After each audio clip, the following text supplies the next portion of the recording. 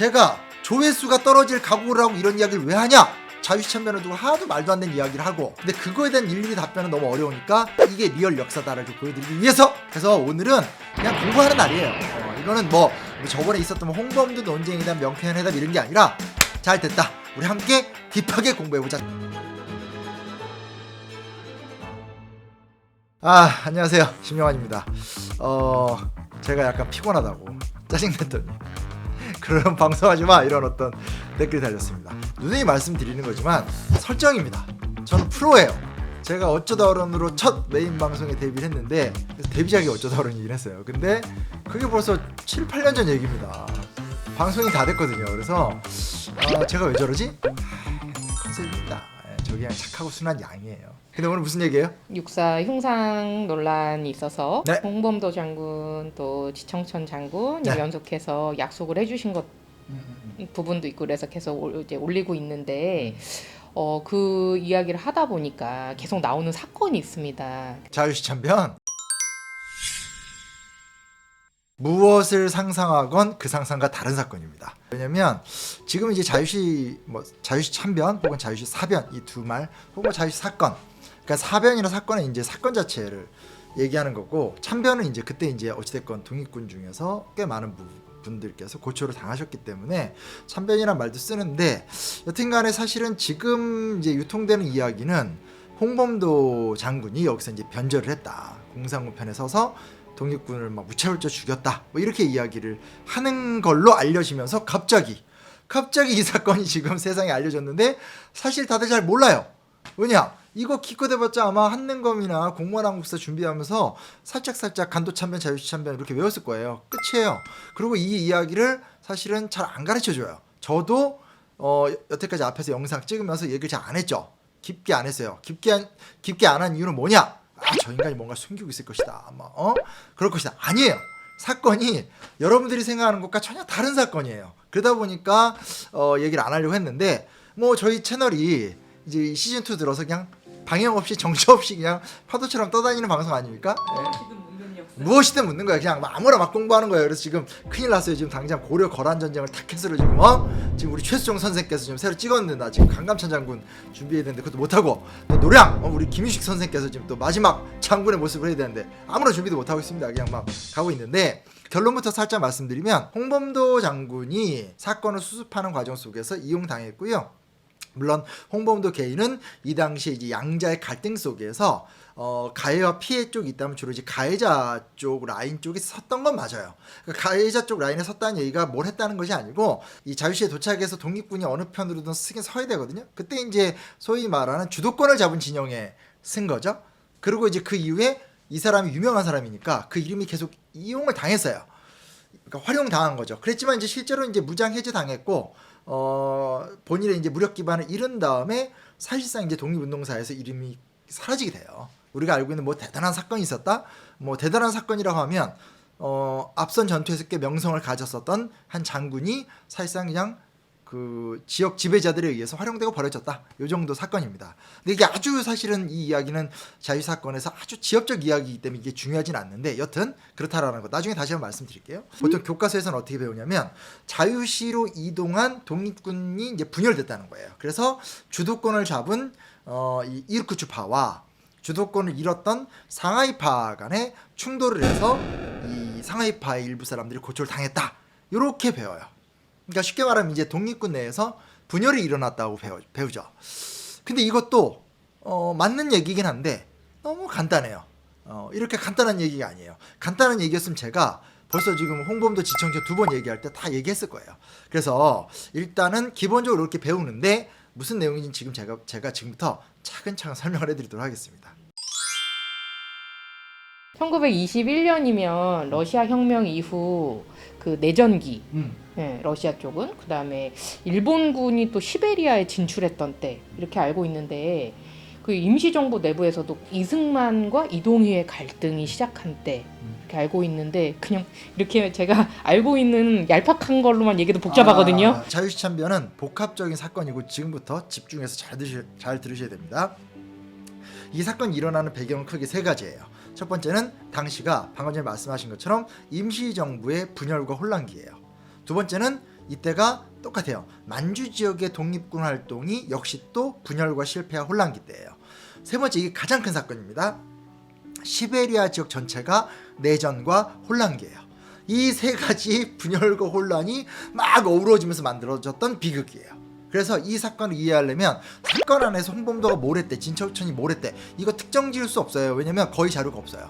그 당시에 독립군이 한두 명이 아니고 무려 1900명이 그곳에 몰려들었었고, 남겨져 있는 기록이라는 것은 사실 이제 러시아 측 기록인데 러시아도 그때 내전 상태였었기 때문에 기록 자체가 제대로 남겨져 있지 않고, 또 실제로 남겨져 있는 기록이 그 이후에도 이 사건을 은폐하려는 측과 이 사건을 밝혀내려는 측과 이런 사이에서 혼전이 벌어지기 때문에 굉장히 난이도 있는 해석이 필요해요. 심지어 러시아로 써 있어요. 그리고 이거에 대한 진상규명을 좀 시도했던 게 임시정부였었는데, 임시정부도 사실은 이제 이 당시 국민대표회의라고 해서 국민대표회의 자체가 실패를 하면서 임시정부가 폭삭 주저앉아요. 그래서 진상규명도 못했어요. 그러니까 무슨 얘기인지 알겠죠, 그렇죠? 그래서 실제로 굉장히 난해한 사건이다라고 말씀을 드리는데, 그럼에도 불구하고 어떤 맥락이 있었는지에 대해서는 제가 설명을 드려볼게요.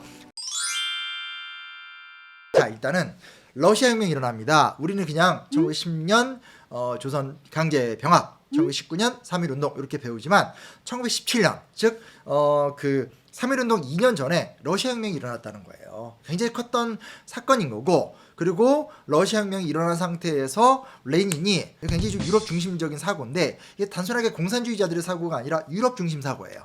우리 유럽인들은 사회주의에 대한 이해를 수용할 수 있는 수준이 됐는데 저 이 아시아 쪽은 안 된다는 거예요. 아주 쉽게 말하면 좀 수준이 떨어진다는 거죠. 그러니 아시아의 피압방 민족들, 고통받는 민족들을 우리가 지원해 주겠다. 그러면 나중에 이제 이 사람들이 스스로 사회주의를 깨닫고 공산혁명까지 갈 것이다. 뭐 이런 계산이 있었던 거죠. 그래서 레닌이 이제 대표적인 게 순원, 중국의 혁명가 순원한테 후원했던 게 가장 유명한 사건이에요. 그러니까 한 1917년부터 한 20년대 초반까지로는 당신 일종의 사회주의라는 게 어떤 그 당시 시대에서 굉장히 희망적이었었던 사상이었고, 특히 어떤 그런 보다 더 급진적인 변화를 꿈꾸던 사람들한테 좀 기대치가 높았었던 사상, 관심이 많이 가던. 그리고 3.1운동 이후에 우린 3.1운동을 좋은 면만 많이 이야기하지만 3.1운동이 결국은 실패한 거잖아요. 그때 이제 실망했었던 수많은 사람들이 또 여기에 또 관심을 많이 갖고 이랬다라는 게 있어요. 1920년, 21년이 어떤 때냐면 1917년 러시아 혁명의 여파 속에서 지금 공산주의 국가가 됐는데 그렇게 끝난 게 아니고요.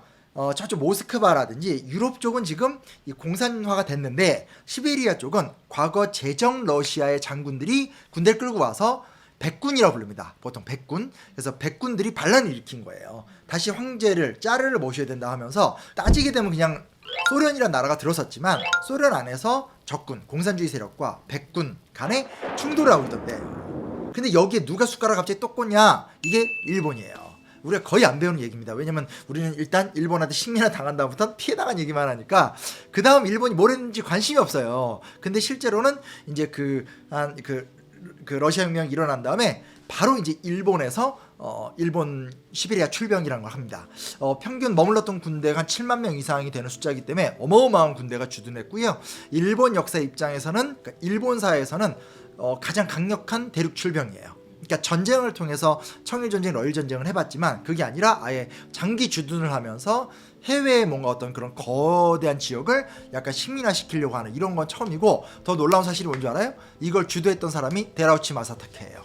이름부터 한국 사람들이 들어본 사람인데, 데라우치 마사타케가 우리나라 초대 조선 총독, 그리고 조선 병합을 최대한 빨리 하려고 했었던 병합파의 리더예요. 시베리아로 봤었을 때 시베리아 전체에 공산주의 계열의 세력이 있고, 반대편에선 백군과 백군을 후원하는 일본군이 있다라는 거예요. 근데 이걸 조금 더 좁혀보게 되면, 이제 우리가 이제 연해주 쪽으로 와보면 연해주의 가장 끝자락에 블라디보스토크가 있잖아요. 그 위로 올라가면 하바롭스크가 있고, 좀 더 올라가면 이제 치타 뭐 이런 데를 이제 올라가게 돼요. 근데 아무래도 일본과 가까우니까 남쪽 블라디보스토크를 비롯해서 조금 남만주와 가까운 쪽 있죠. 이쪽이 이제 백군이나 일본군이 많이 있는 거고, 저쪽 좀 북쪽으로 올라가면 아무래도 적군, 그리고 이제 그 당시 원동공화국 이래가지고, 그러니까 소비에트, 소련 산하의 자치공화국이긴 하지만 실제로는 뭐 소련의 하윗단에 이제 적군 공화국들이 있는 거예요. 이런 대립 상태가 있었던 상황이 요 시대라고 볼 수 있는 거예요. 근데 이거를 되게 오해하면 안 돼. 그러니까 여기가 이 말을 제가 굉장히 생각보다 하는 이유가 뭐냐면, 이거를 되게 쉽게 생각해서 그러면 공산주의 대 자유민주주의 대결이네? 그건 정말 바보 같은 생각인 거예요. 이때는 한편에서는 공산주의자들이 등장을 한 거죠. 그렇죠? 근데 그게 또 지금과 또 의미가 좀 달라요. 근데 또 반대편에선 뭐 자유민주주의 이런 말이 너무 안 어울리는 거죠. 왜냐면 과거 제정 러시아의 부활을 꿈꾸는 세력, 그리고 거기다 숟가락 꽂으려는 일본 제국주의 세력의 대결인 거예요. 무슨 말인지 알겠죠? 그래서 이게 공산주의 대 자유주의 진영이라든지 뭐 이렇게 생각할 수는 전혀 없어요. 시비를 걸지 않는 이상 제 말이 이해는 됐을 거라는 생각이 듭니다. 그러니까 얼마나 어려운 상황인지 알겠죠? 그러니까 무슨 얘기냐면 이쪽에 살아가는 연해주 지역이나 소련 지역의 한인들 혹은 그쪽으로 넘어가서 독립군 운동 활동하는 사람들은 좀 선택을 해야 돼요. 아예 떠나거나 남으면 이제 사회주의 진영으로 가거나. 한국인들은 그 두 개밖에 답안지가 없어요. 왜냐면 어찌됐건 우린 일본으로부터 해방을 꿈꾸는 거잖아요. 예, 그러니까 일본 편을 또 들 수는 없죠. 그래서 기본적으로 그런 구도라는 걸 먼저 기억할 필요가 있습니다. 나름 어렵지만 재밌지 않아요? 이런 게 지금 역사를 딥하게 들어가는 과정입니다. 제가 항상 말씀드리지만 이제 책을 읽으셔야 돼요. 그러면 더 쉽게 이해하실 수 있어요. 그 다음 자, 두 번째 임시정부의 상황을 말씀을 드리도록 할게요. 임시정부는 초기에 1919년 3.1운동의 여파로 4월 달에 수립이 돼서 9월 달에 통합이 됩니다. 정부가 세 개였는데 하나가 된 거죠. 통합될 때 크게 세 파가 통합이 돼요. 이게 무슨 얘기냐면 하나는 외교 독립론을 지향하는 외교파 이승만 계열, 또 하나는 이제 무장투쟁을 외치는 이동희 계열, 그리고 이 전체를 아우르는 이 안창호 계열, 세 개가 통합이 돼서 만들어진 게 임시정부예요. 누누이 말씀드리지만 독립운동도 세력 싸움이에요. 다 각자 꿈꾸는 이상이 다르니까. 지금도 이제 비교할 바는 아니지만 무슨 막 이렇게 전 세계의 정치 세력들 할 때 이렇게 막 분파를 이야기하잖아요. 비슷합니다. 근데 이 1919년 11월 당시 이제 국무총리 이동희입니다. 국무총리 이동희가 독립전쟁론을 이야기하고 그 다음 해인 1920년 1월 1일 날 임시정부 신년 축하회에서 아예 안창호의 주관하에서, 그러니까 대통령은 이승만이고 국무총리는 이동희지만 실질적으로 임시정부 만든 사람이 안창호이기 때문에 사실은 안창호의 선택이 되게 중요해요. 근데 안창호의 후원 속에서 아예 올해는 독립전쟁 해다라고 선언을 해요.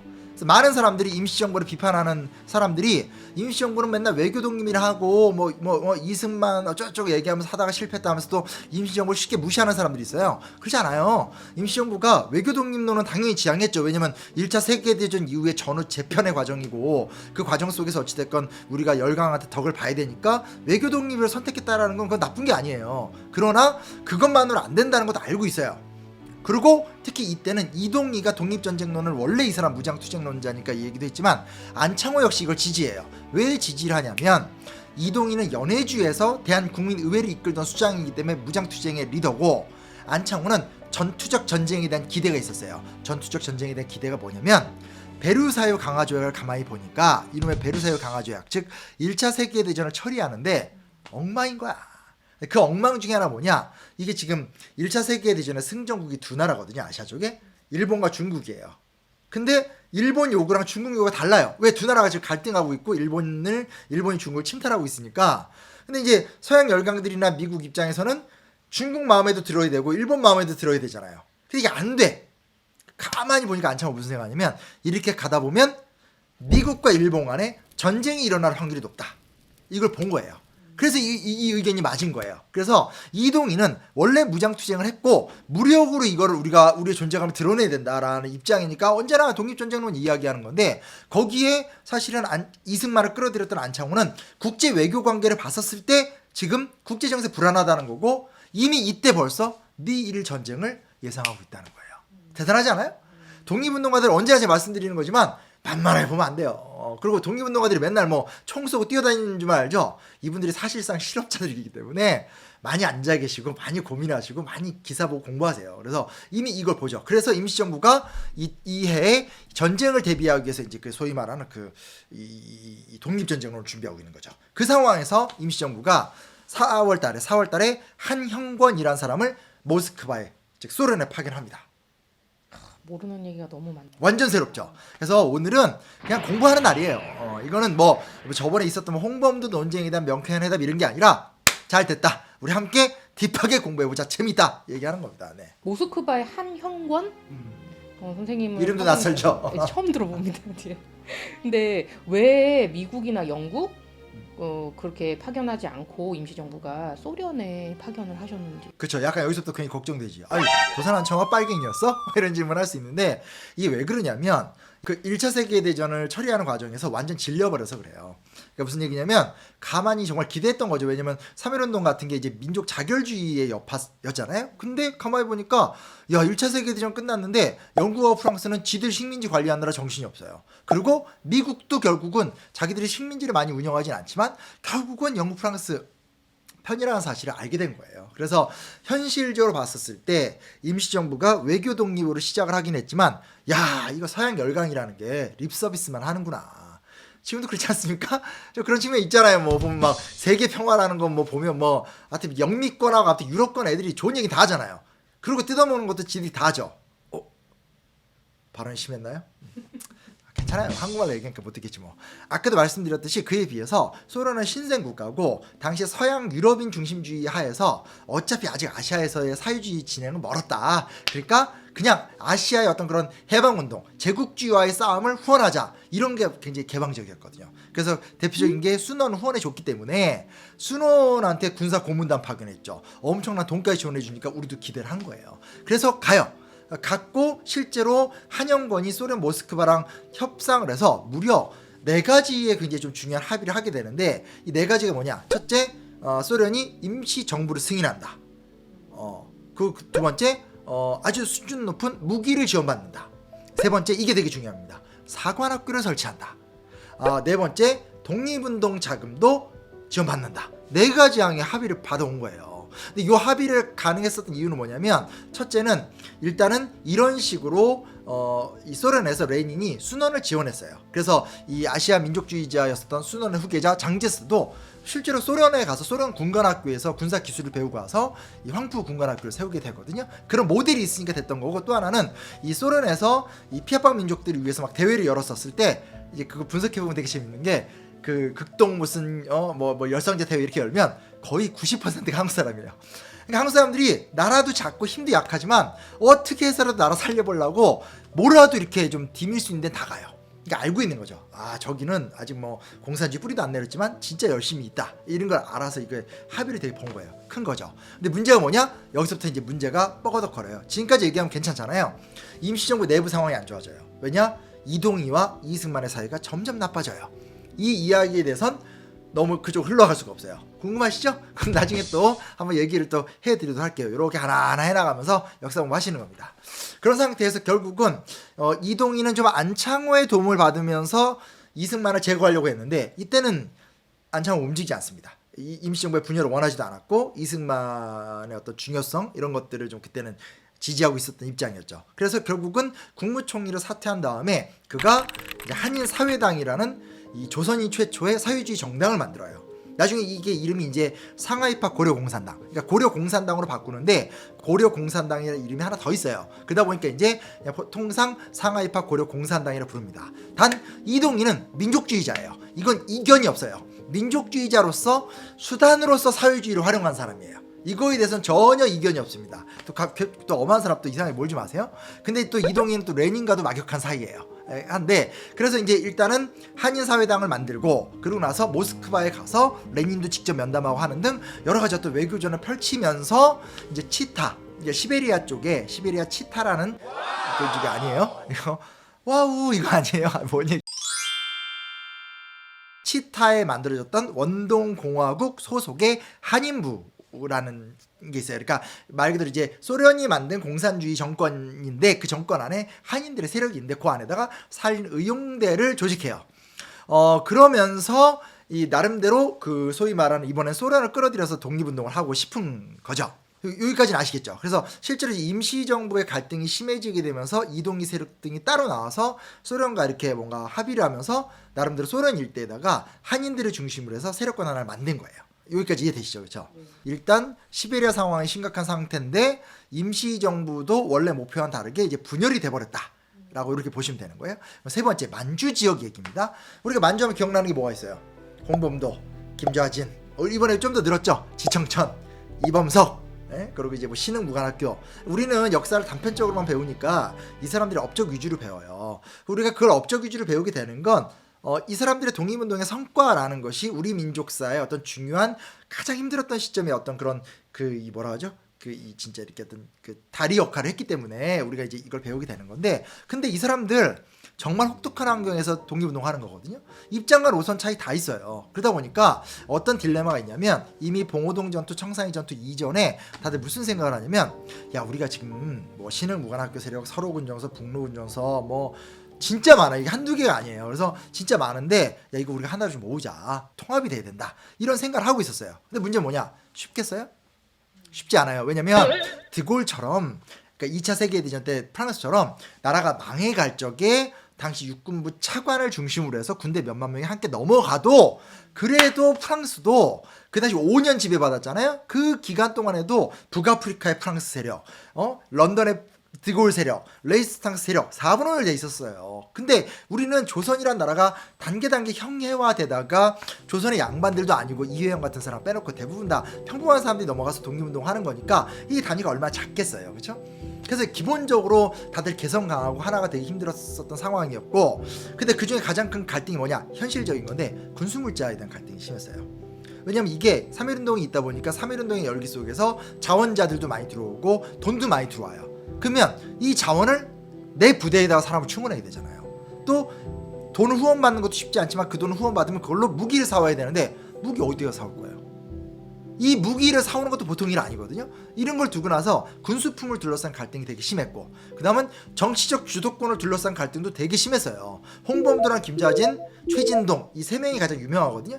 그 최진동은 좀 상대적으로 덜 유명하지만 어쨌든 간에 봉오동 청산리 쪽에 나왔었던 가장 유명했던 세력 중에 하나가 이 홍범도, 김자진, 최진동이에요. 근데 제일 처음엔 최진동하고 홍범도가 친해요. 그래서 김자진하고는 또 안 좋아요. 나중에 그때 결별해요. 그래서 봉오동은 최진동과 홍범도가 같이 했거든요. 청산리로 가면 최진동은 안 나와요. 그리고 홍범도가 또 김자진하고 붙어서 친해요. 연해주를 갈 때는 다시 또 최진동하고 홍범도가 같이 가요.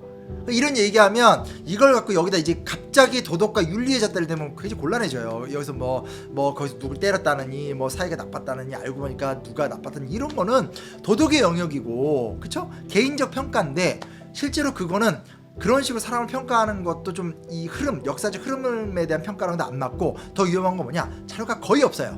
그걸 추론해서 연구하는 거기 때문에 이걸 그 안에 두고 이 사람의 성품이 어떻고 인격이 어떻고, 이거 되게 불편한 이야기예요. 특히 만주일대에 대한 이야기는 여튼간에 이 정치적 주도권을 둘러싼 갈등이 있었고요. 전략적 방향도 되게 그걸 두고도 갈등이 심했어요. 예를 들면 홍범도는 그 포수 출신이고 유격 전술을 좋아해요. 치고 빠지는 스타일이라면, 그에 비해서 이제 양반 출신이어서 그런지 모르겠지만 김자진 장군은 진지전 정규전 스타일이에요.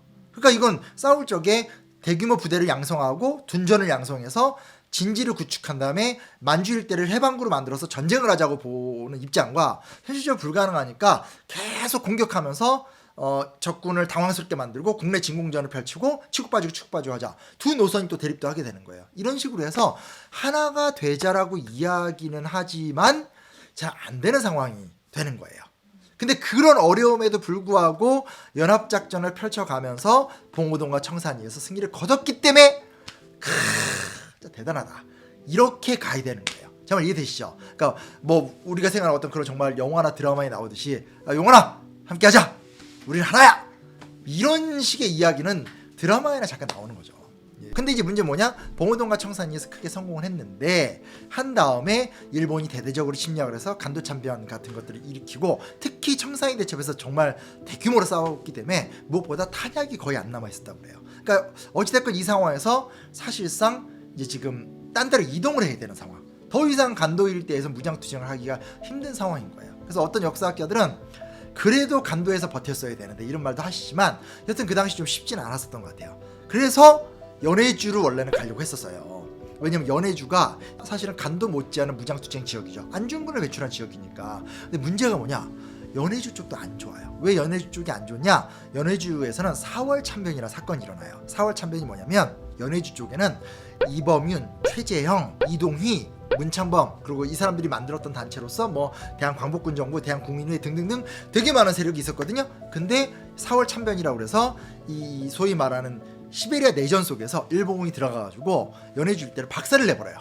그래서 그때 사실은 임시정부 재무부장 역임했었고, 또 임시정부가 만주와 더불어서 연해주 쪽이 어떤 좀 체계적인 전투 시스템을 만들려 노력할 때 어떤 그 포인트를 삼고 있었던 사람이었던 최재형이라는 사람이 있었거든요. 최재형이 여기서 살해를 당해요. 그러면서 연해주 일대도 완전히 또 이렇게 박살이 나요.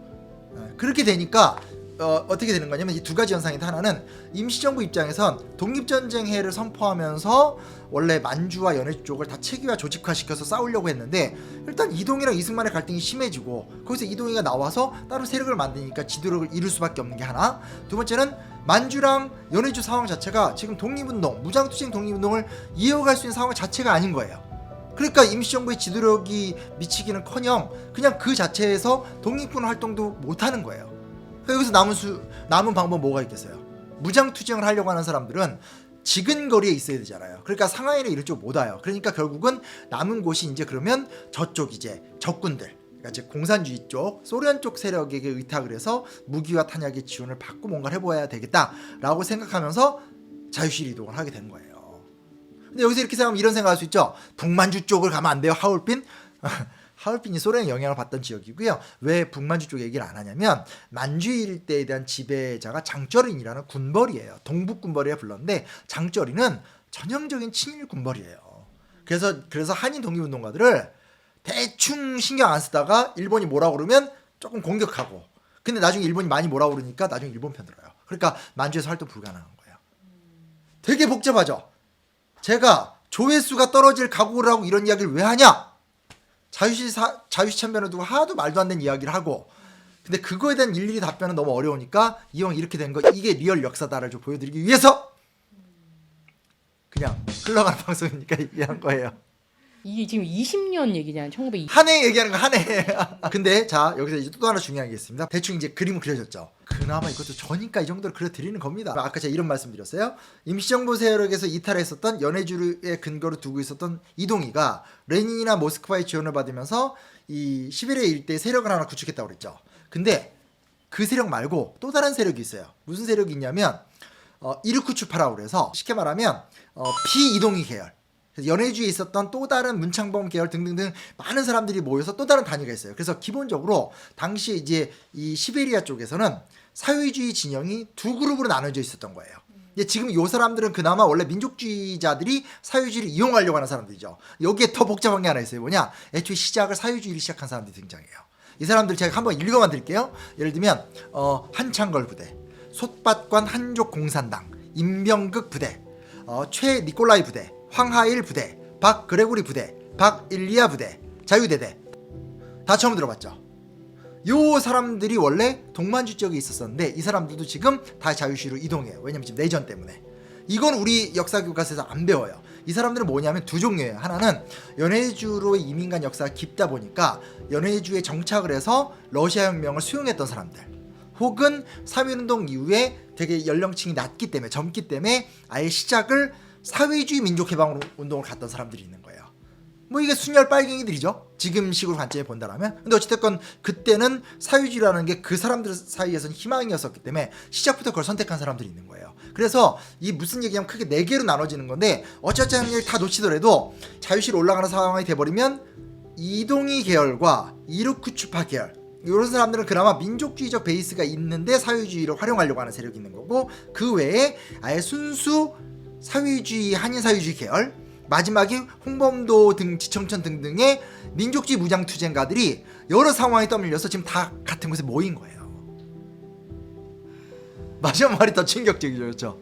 근데 자유시에 도착을 하니까 여기서 하면 안 되는 행동을 합니다. 두 가지 행동인데, 하나는 첫째, 소련 측, 즉 원동공화국 그 적군 측에서 조선인 무장대 한 2,000명 되는데 위험한 거예요. 너무 많잖아요. 그래서 일단 무장해제를 시키는 거죠. 무장해제를 시키고 자기네들이 원하는 대로 재편성을 딱 하고 싶어 하는 거예요. 근데 여기에 누가 부안해동을 하냐? 이게 되게 중요한 부분인데, 고려혁명군정회, 이게 무슨 얘기냐면 쉽게 말하면 이르쿠츠파 계열들, 비이동희 계열에서 가만히 보니까 지금 이동희 쪽은 이동희가 일단 유명해. 레닌과 직접 라인 갖고 있어. 모스크바에 라인 갖고 있어. 우리 쪽은 그게 아니야. 근데 우리가 숫자는 좀 많고 조직이 세. 그래서 이참에 이동희 계열을 날려버리자 하면서, 이 어떻게 보면 이제 그 이 원동공화국, 그러니까 그 뭐라고 쓰죠? 이 소련 측에서 어떤 이런 그 조선 혁명가들이나 상황을 너무나 쉽게 쉽게 생각하면서 무장해제 시킨 다음에 우리 밑으로 재편성하자. 그렇게 되면 이제 효율적으로 이제 백군도 몰아낼 수 있고 일본군 몰아낼 수 있으니까 이렇게 생각하는 것 자체가 모욕적인데,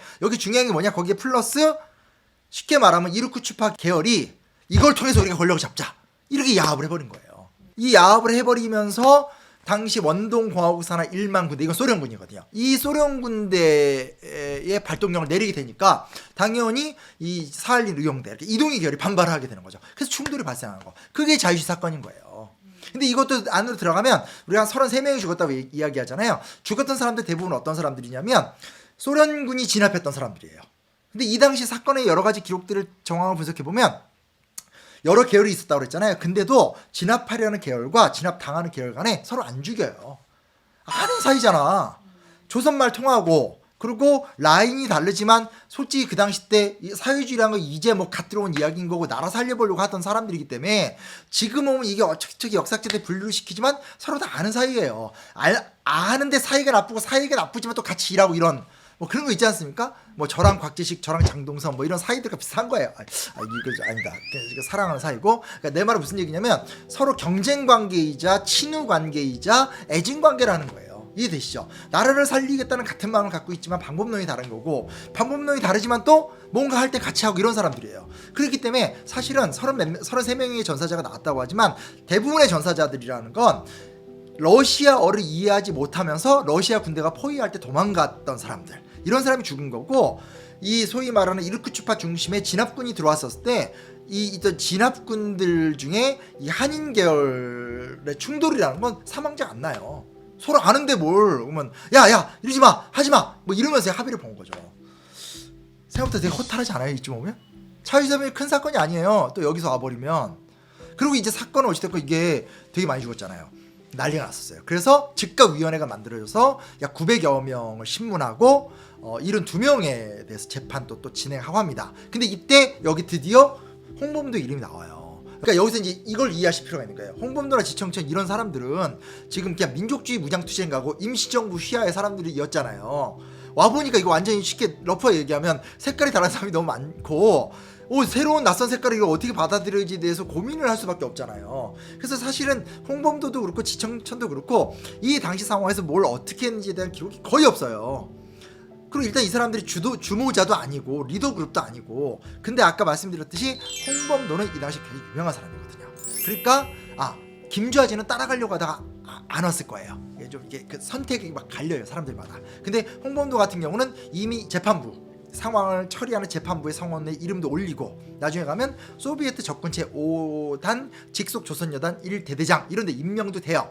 그리고 홍범도, 최진동, 허재욱, 안무, 지청천 등의 이름을 써서 계속 소위 말하는 진압했던 쪽 위주로, 왜냐면 진압했던 사람이 소련 측이니까 소련 위주로 결정을 내릴 거 아니에요. 그러면서 성토문을 내리면서 니들 왜 저항했냐, 왜 이 시베리아 일대 상황을 모르냐 식의 어떤 그런 내용들이 막 나와요. 근데 여기에 가장 재밌는 게 뭐냐, 이범석의 회고가 있습니다. 이범석, 또 여기 또 이범석 나오죠. 이범석 장군이 무슨 회고를 하냐면, 이범석 본인도 민족주의 계열이잖아요. 막상 왔더니 이거 민족주의 계열은 완전히 왕따예요. 할 일도 없는 거예요.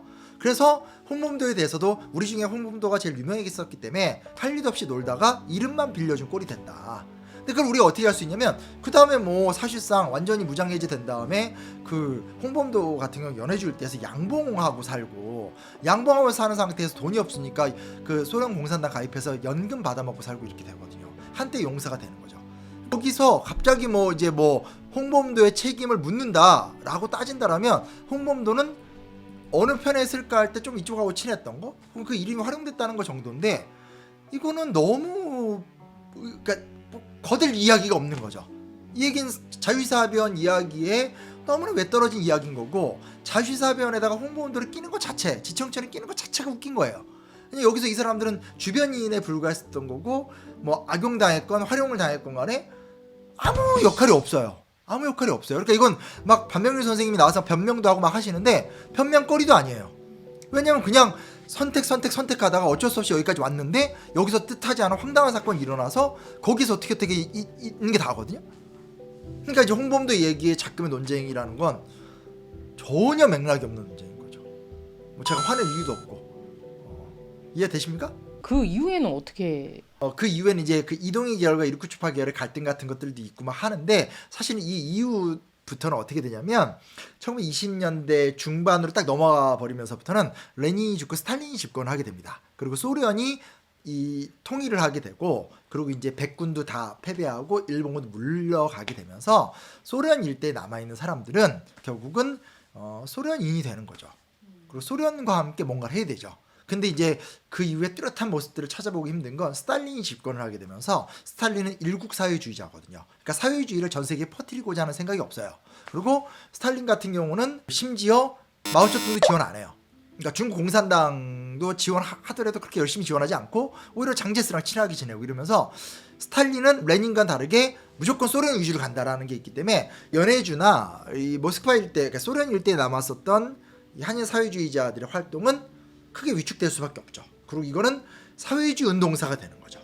우리가 냉전이 붕괴가 되면서 소련이 러시아가 되면서 한국과 러시아 관계가 좋아졌잖아요. 지금 조금 안 좋지만 그러면서 소련 측 연구들도 우리가 많이 확인해 볼 수 있고 관련된 연구도 막 할 수 있고 그래요. 그래서 지금 홍범도나 뭐 여러 김경천이 이런 행적들도 확인할 수 있는 거거든요. 근데 이제 사회주의 역사, 그러니까 사회주의 독립운동사 혹은 한인 사회주의 역사 이거를 우리가 또 본격적으로 이야기한다. 물론 지금 우리나라는 자유민주주의 국가이기 때문에 꽤 연구 결과가 있긴 있습니다. 근데 그 아직까지는 좀 부족한 형편인데, 근데 그거는 또 사실 또 남북 관계도 좋아지고 이런 이야기를 편안하게 또 할 때 또 얘기할 수 있죠. 이게 무슨 얘기냐?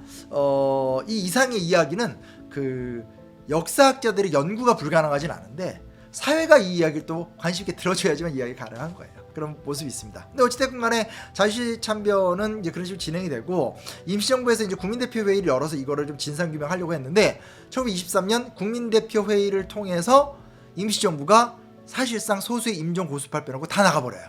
개주파 창조파가 다 나가면서 임시정부가 완전히 거의 막 와해 수준까지 무너져 버려요.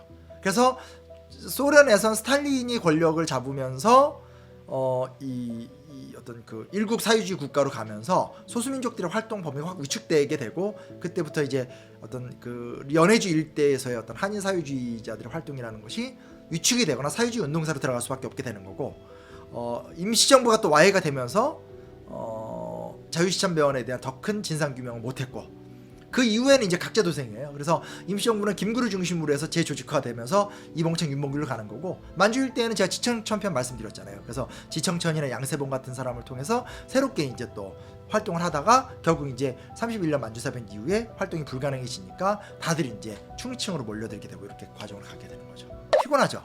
실제로 자유시 참변에 맞붙어서 희생자가 나온 거는 이르쿠츠파하고 이동희 계열. 그러니까 둘의 충돌이고 그 이르쿠츠파가 어떻게 보면 소련에 가까운 그 지원을 받아서 이렇게 충돌을 해서 무력 사태가 발생해서 전사자가 나왔다는 얘긴데 그러면은 조금 궁금한 게 그 1900명 중에서 지금 홍범도 장군이나 지청천 장군도 자유시로 이동한 이 1900명 안에 속한 분들이잖아요.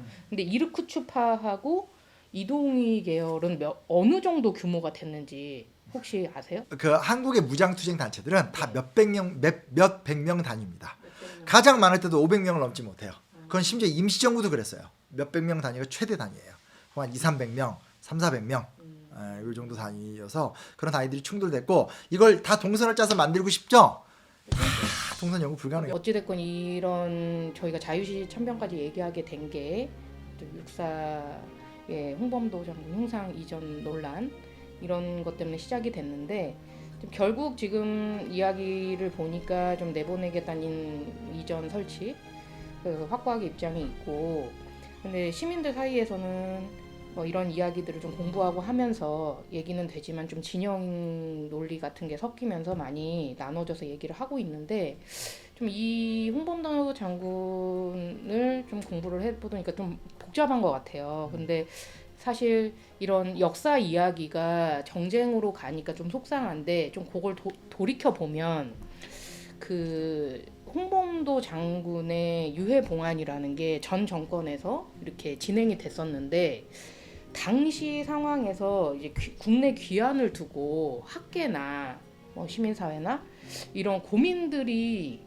지금 이런 복잡한 고민들이 그때 없었나 이런 고민이 들기도 하거든요. 복잡한 고민들이 많았죠. 그리고 많은 이야기도 했는데 정부의 어떤 정치인들은 다 정치적 판단을 하니까 제대로 반영이 안 되는 게 문제죠. 근데 이제 간단히 말씀드리면 이건 뭐 흥분할 이야기가 아니라 원래 이게 너무 심각하게 극단화되니까 저도 조금 흥분했었었는데 차분하게 말씀드리면 육사의 흉상을 놓는 이유는 뭐냐면 사실 이제 한국 군대 자체는 그 한국 전쟁을 통해서 급속도로 빠르게 성장을 했거든요. 근데 이제 그것만으로 국군의 정체성을 이야기하기엔 좀 너무 국군의 존재 이유라는 게 북한군만 상대하는 거 이건 너무 약하잖아요. 그러니까 어느 나라의 군대가 이 동족 상잔의 비극만으로 혹은 내전만으로 정체성을 구성합니까? 그런 군대가 어디 있어요? 전 세계적으로 어느 나라를 가더라도 이순신 장군이 일본군을 그러니까 왜군을 막아내면서 그 존재 의의를 갖는 거고 강감찬 장군도 거란의 침략을 막은 거 아닙니까? 우리가 광개토 대왕처럼 어디 나라 쳐들어가서 점령하는 거 저는 그런 거 좋다고 생각하지도 않고 점령하는 걸 미화시키고 싶지도 않습니다. 저는 군대의 역할은 국토 방위의 역할이라고 생각하는데 근데 대부분 이제 외적을 막는 거잖아요. 북방 민족이 됐든 왜군이 됐든 간에. 근데 이제 한국 전쟁이란 것만으로 우리나라 국군의 정체성을 만든다. 이거 너무 초라하잖아요. 그리고 이건 너무나 냉전적 사고고 너무나 지금의 어떤 이 남북 관계의 안 좋은 측면만, 그러니까 남북 화해 협력과 평화 통일로 가고자 하는 국가 정책과 안 맞잖아요. 그래서 그걸 오랫동안 고민했어요. 그래서 수많은 사람들이 고민했고 그 고민이 지금 흉상으로 남겨진 이유는 뭐냐면 첫째, 일단은 군대가 있으려면 학교가 있어야 되잖아요. 군사 학교가. 근데 우리가 대한제국은 조선왕조의 연장선상인데 우리나라는 지금 조선왕조가 아니잖아요. 왕조국가가 아니라 민주공화국이니까 민족적인 어떤 그런 연속성은 있지만 정체성은 다른 거예요. 우리는 조선왕조를 거친 거지 조선왕조에서 연속적으로 내려온 나라가 아니잖아요. 그래서 일제강점기라는 말을 쓰는 거지 국권피탈기나 대일항쟁기라는 말을 잘 안 쓰는 거예요. 왜냐면 그거는 조선과 대한민국이 무조건 연결됐다고 이야기하는 거니까. 아니죠. 조선이 망하고 일제강점기라는 과정을 거쳐서 대한민국이 만들어진 건 맞아요. 근데 이 일제강점기 안에서 우리가 뭘 했냐인데 거기서 이제 소위 말하는 신흥무관학교라고 하는 최초의 육사의 원형 같은 무관학교가 먼저 만들어진 거고 학교가 있는 거잖아요. 그리고 두 번째 뭐냐? 전쟁을 해서 승리를 거둔 역사를 기억을 해야 될 거 아니에요. 노량, 한산도 대첩 뭐 이런 것처럼 승리를 해야 되잖아요. 그게 만주 무장투쟁의 승리를 거둔 거잖아요. 그리고 그 다음에 뭡니까? 지금 대한민국의 원래 국호가 대한민국 임시정부를 그대로 갖고 온 거잖아요. 그리고 대한민국 임시정부를 계승한다라고 헌법에도 써있죠. 그리고 공교롭게도 만주 무장투쟁을 했었던 지도자들 중에서 상당수가 광복군의 지도자가 됐잖아요. 그 지청천 이범석 같은 사람이잖아요. 그리고 그 사람들이 해방 이후에 우리나라 국회의원도 됐고 이범석 같은 경우는 국방장관도 됐었어요. 국무총리까지도 됐었던 사람이고 이렇게 되는 거니까 무관학교, 만주 무장투쟁, 광복군, 국군이라는 게 인위적으로 만든 것이 아니라 정통성의 서사가 가능해진 거예요. 이 고민을 우리가 90년대 때부터 한 거예요. 역사학자만 한 것이 아니라 역사학자, 정치가 수많은 사람, 지금 이제 광복회장인 이종찬 회장 같은 경우도 원래 정치인이었단 말이에요. 그런 사람들도 다 고민해서 모아서 이런 서사 속에서 육사 앞에다가 흉상을 쫙 전시하는 게 맞다라는 거죠. 그래서 그 부분은 언제 기회가 되면 진짜 그 군사 지도자분들과 함께 제가 무슨 가르치는 게 아니라 대화를 나눠보고 싶습니다. 우리 군의 정체성 저도 이제 육군 병장 만기제에 대한 사람 아닙니까? 뭐 제가 군대 대단한 일을 한 건 아니지만 그런 부분에서 이 국군의 서사를 만드는 데 있어서 기존의 서사가 너무나 빈약하기 때문에 만든 거다. 거기에 이제 우리가 알다시피 뭐 너무나 지나칠 정도로 미국을 강조한다라든지 친일파를 강조한다라든지 이런 건 옳지 못하잖아요. 친일파 문제는 민족 정통성이 걸려있는 문제고 그리고 뭐 미국 이야기하면 미국의 도움을 받는 걸 누가 부정합니까? 그 필요성은 인정하지만 그렇다고 해서 어느 나라가 자기네 나라의 정통성에다가 남의 나라 이야기를 낍니까? 그런 건 없잖아요. 그래서 한다라는 걸 기억하면 좋겠고요. 그러니까 사실은 이제 홍범도 귀환할 때는 이제 그 사람 고향이 평양인데 왜 굳이 대한민국으로 데려오냐, 현충원이 맞냐 이런 이야기 있었습니다. 뭐 역사학계에서 나왔었던 이야기고요. 또 이런 식으로 이제 쓰면 이게 어찌됐건 더불어민주당의 출신의 대통령이 또 홍범도 귀환한 거잖아요. 또 그때 공교롭게 이 광복회장이라든지 대통령께서 또 김원봉 언급하고 그러니까 쉽게 말하면 좀 남한의 어떤 그 국민의힘이나 보수적인 인식을 가진 분들이 이제 받아들이기 좀 불편한 특히 이제 김원봉 같은 경우는 이제 북한 정권에 또 참여까지 했기 때문에 성원이 불가능하잖아요. 이런 이야기가 이제 계속 얽히니까 뭐 김원봉, 정율성, 뭐 홍범도 그거 다 빨갱이 아니야 하면서 담론이 세진 거죠. 더군다나 그 전으로 가게 되면 또 뉴라이트 진영에선 아예 그냥 본인들이 원하는 세계관으로 막 역사를 아예 왜곡해서 막 국정교과서 만들고 이런 행동을 먼저 했고, 그러니까 아마 이유는 있었을 거예요. 뭐 뉴라이트가 정치권에 힘을 대고 본인들의 어떤 상상의 세계를 역사관으로 과격하게 주장하는 것을 마치 이제 그 다음에 정권에서는 우리가 정통성을 바로 세운다고 얘기를 했지만, 결국은 학계나 시민사회가 자연스럽게 세우는 것이 아니라 권력이 또 인위적으로 또 건드리게 되고 하니까 이제 문제가 생기는 거고, 최근에 와서 이제 사실은 이제 러시아 쪽에서 계속 말이 나오는 게 이 고려인 디아스포라에서의 홍범도의 상징성을 또 잃어버리는 거잖아요, 그쪽에선. 그리고 또 러시아라는 나라랑 우리 잘 지내야 될 거 아니에요. 뭐 여러 가지 또 바다도 와야 되고 하는데, 러시아와의 관계성에서도 또 이게 또 결국 데려옴으로 얻는 게 없어지는 현상, 즉 고려인과 우리 민족 독립운동사 단절되어 버리는 현상. 그러니까 즉 홍범도가 고려인으로도 인생의 절반을 살았거든요. 그거는 또 사라져버린 현상이 되면서 많은 문제들이 있었던 거죠. 그래서 뭐 이 안에서 전체적으로 본다라면 누구에게 원인이 있냐라고 얘기를 한다라면, 인간론으로 따지든 당연히 그 뉴라이트라는 사람들이 시작을 하면서 역사를 어떤 이념화시키고 역사를 정쟁화시켰고 어떤 권력의 힘을 빌려서 국정교과서를 만들었던 게 문제죠. 근데 그 이후의 과정을 보더라도 사실은 자꾸 정치가 개입을 해서 내가 올바르게 세워줄게. 근데 그건 빌미를 주잖아요. 그럼 또 그다음 정권 또 교체 바뀌면 바뀌고, 왜냐면 우리 같은 사람이 맨날 역사만 생각하는 거고 어떤 이런 걸 생각하는 거지만, 또 국민들도 이렇게 전체적인 세계관이라는 게 있는데, 정치하는 사람들 같은 경우 맨날 자기의 정쟁에 따라서 이렇게 가는 거 아닙니까? 그런 게 좀 생기는 문제입니다. 그래서 좀 이 부분에서 뭐 좀 우리가 조금 더 정치적 진영 논리에서 벗어나서 역사 연구를 바탕으로 하고 사실과 논리를 바탕으로 해서 만들어가는, 저는 현재 우리 역사학계도 많은 문제가 있다고 생각해요. 지나치게 민족주의적이고 교육을 받는 데 있어서 너무나 지나칠 정도로 그 민족주의 역사학만 배우고 이런 문제가 있죠. 그런데 그거에 대해 비판은 없냐? 비판도 있어요. 젊은 학자들은 전혀 다른 주장도 많이 하고 되게 많은 이야기들이 나와 있어요. 그럼 그걸 국가가 어떻게 해줘야 되겠어요? 국가는 지원을 하되 개입하지 않는 거죠. 장을 만들어주고. 그래서 입장이 바뀌고 주류설이 바뀌게 되면 그 주류설을 바탕으로 또 공부하게 되고, 역사학은 또 특징이라는 게 역사 과학자들처럼 그들만의 세계일 수는 없거든요. 역사학자들이 연구를 하는 건 정치학이나 사회과학과의 교류도 되게 풍성하고, 무엇보다 우리 시대성과도 같이 가요. 서로 영향을 주고받는 거예요. 그런 어떤 건전한 담론으로 만들어가야지, 이걸 무슨 나는 1번 찍으니까 이게 맞는다, 2번 찍으니까 이게 맞는다, 3번 찍으니까 이게 맞는다, 이건 아닌 것 같습니다. 좀 어차피 모르겠습니다. 앞으로 또 어떻게 할지 모르겠지만, 또 저는 이제 아시다시피 이제 또 이런 부분에서 굽히지 않는 성격이긴 한데, 그럼에도 불구하고 해법은 나는 옳고 넌 그르다는 아닙니다. 그리고 내가 알고 있다는 생각이 뭐가 되게 특별하고 신비롭고 대부분 생각하는 건 다 틀렸고 이런 것도 아닙니다. 그런 의미에서 같이 공부합시다.